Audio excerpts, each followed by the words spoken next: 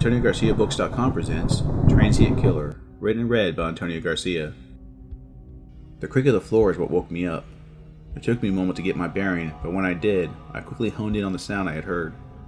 Now that I was fully awake, I could definitely hear movement downstairs. I got out of bed as quickly and silently as I could, and slowly made my way towards the sound. Whoever was in the house was still downstairs. It didn't seem like they were in a hurry, and I didn't hear any sounds of objects being moved around, so maybe the robber was still deciding what to steal. Once I was downstairs, I heard some movement coming from the kitchen. I pushed myself against the wall and peeked around the corner to see who had broken into my house. To my surprise, I found a guy dressed in a black hoodie casually drinking milk straight from the carton. He didn't seem to notice me, so I took my time studying him. I looked for any sign of a weapon and studied the dimensions to determine if I could take him.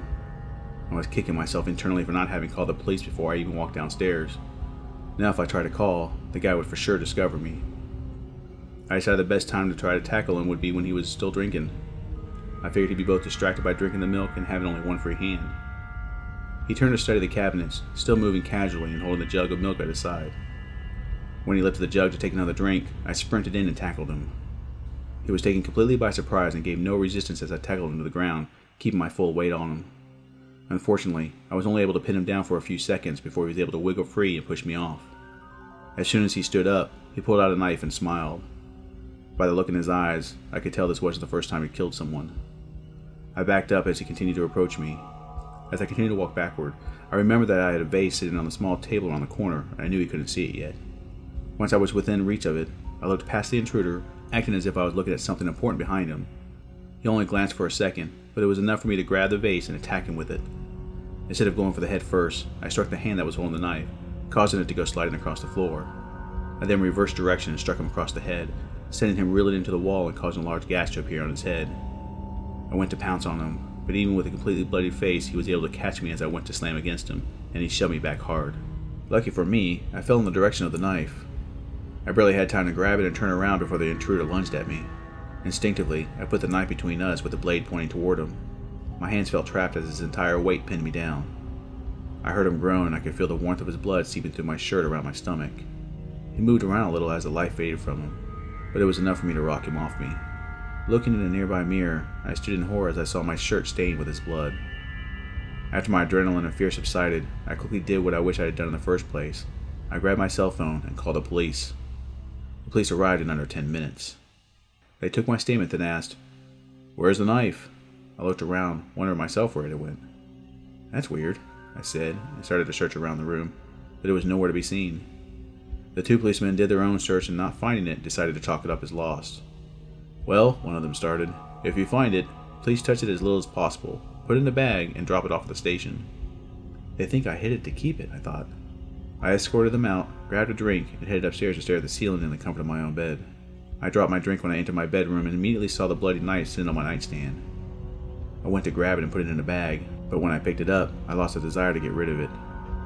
That's strange, I thought. Just wanting this night to be over, I left a message for my boss telling him what happened and letting him know I was taking the next day off. I took some sleeping pills and within an hour I was asleep. The next day I woke up, sat in bed, and stared at the knife. It felt like it was calling out to me. All of a sudden, crazy images started to flash in my mind. Images of death, images of people being killed by me. I felt like I was in a waking nightmare, but instead of being scared, I felt a sense of exhilaration. It wasn't long before I gave into it and started to actually enjoy the images that were flashing before my eyes. I closed my eyes and went with the flow of images that were flashing in my mind. When I opened my eyes, I found myself holding the knife. I quickly dropped to the floor, and for an instant I was repulsed at how I was feeling. But when I went to grab the knife and finally put it in the bag, the images immediately came back along with the feeling of elation I had felt before. Not wanting to go down the rabbit hole, I put the knife in my nightstand drawer until I could get enough nerve to put it in the bag. I went throughout the day trying my hardest not to think about the knife, but the harder I tried, the more difficult it proved to be. Finally, the day was coming to an end, and I just knew by the next morning I'd be able to get rid of it. I went to bed with the sole intention of returning to my normal routines when I woke up. Instead, I woke up an hour later to find myself wearing the only black hoodie I had and holding the knife. I felt like I was just a spectator as I got up, walked down the stairs, and out the front door. It was like I was in a dream, and I got my car and drove around aimlessly. Then I saw her. It looked like she had just gotten home from the grocery store and work. She was dressed nice and carrying a bag of groceries. As I watched her walk into the house, It felt like I had done this before. I knew what to look for. Entryways, other cars parked in the driveway, lights up and down the street, anybody walking around, and other clues of how to get into the house unnoticed. Somehow, I knew not to stay parked there too long, so I drove off and wandered around some more. A few hours later, I returned to the street where the house was and parked. Not seeing anyone, I got out and quickly walked up the street to the house. Without missing a beat, I turned up the driveway, walking around the house to her back door. I don't know how I knew to check, but I scanned the inside of the door frame to see if there were any sensors. Not seeing any, and being as quiet as I could, I broke the glass nearest the door handle and opened the door. I was surprised not to hear alarms going off or a scream from any of the other rooms. For some reason, this felt natural, and as I walked around the first floor of the house, I felt relaxed, like I belonged there. I casually walked around the first floor, and when I was ready, I made my way up the stairs to where I knew she must be sleeping. The door didn't make a sound as I opened it, and her breathing didn't change as I stood over the bed watching her sleep. Enjoying the moment, I knelt down, somehow knowing what was about to happen. She instantly awoke with my hand covered her mouth, and as she struggled, I slowly drove the blade into her abdomen. I was both excited and sick with myself as I saw the surprise, pain, and fear reflected in her eyes. She made no sound loud enough for anyone to hear as I took my time to finish her off. Afterwards, I stood over her and reveled in what I had done. The next morning, I woke up, ran to the bathroom, and threw up. All the feelings of regret at what I had done came rushing in. Even though I felt enormous regret at what happened, I couldn't bring myself to get rid of the knife. It stayed in my nightstand drawer like a precious ring and collected dust as I went about my normal life. I refused to turn on the television, fearing that what I had done would be the main story. It was over a month before I once again found myself waking up wearing the same black hoodie and holding the knife. Each time it happened over the next couple of years, it got easier. I never felt less guilty between killings, but every time I touched the knife, I couldn't let it go. Many times, I wanted to tell someone. Once I even parked in front of the police station, ready to turn myself in, but each time I stopped myself. I knew they would never believe me. How could I even start to explain what I'd done? I'd be put to death for sure, I thought. I entered the house of my next victim, just as silently as I had all the others. Like a cocky ninja, moved around the house admiring the different decorations the woman had. I had been in so many houses, but over time I started to enjoy being in each one before the kill. If I was going to be this monster, whether I wanted to or not, I was going to enjoy myself as much as possible. When I turned around from looking at a painting on the wall, I found myself staring at a woman pointing a gun at me. For some reason, I wasn't afraid. Still savoring the moment and feeling confident that I was going to move to the side to avoid the barrel, I slid out my knife to let her see it before I killed her. Without hesitation, she pulled the trigger and my world went black. Sarah stood over my body, kicking it to ensure I was dead.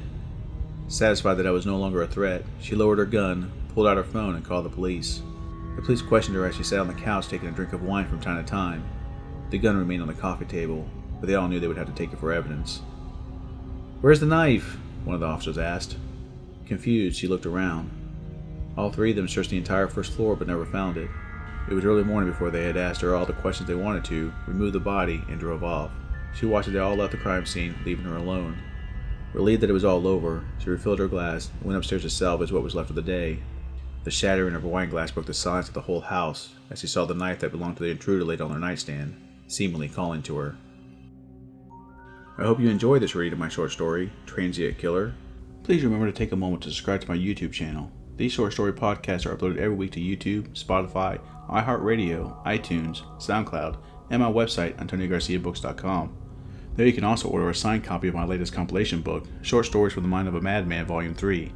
You can show your support by becoming a patron on Patreon, buying some merch, or by following me on YouTube, Goodreads, Facebook, Twitter, and Instagram, all of which are listed on my website. Again, I hope you enjoy the short story, and join me again next week.